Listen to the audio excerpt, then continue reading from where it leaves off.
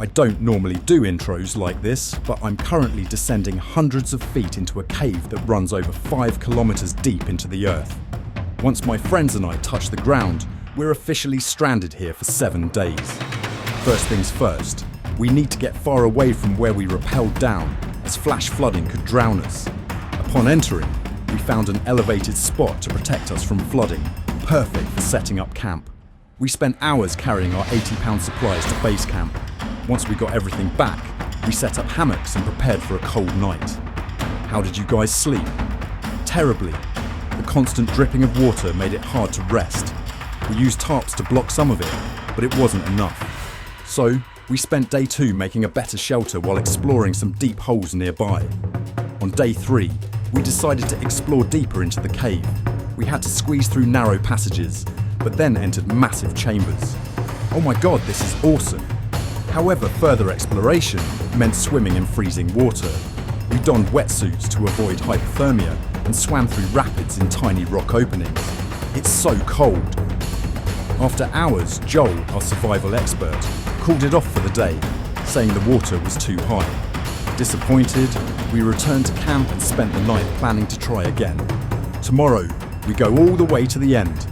Day 4 started off faster. We passed the rapids from day 3, pushing through tight spots and avoiding sharp rocks.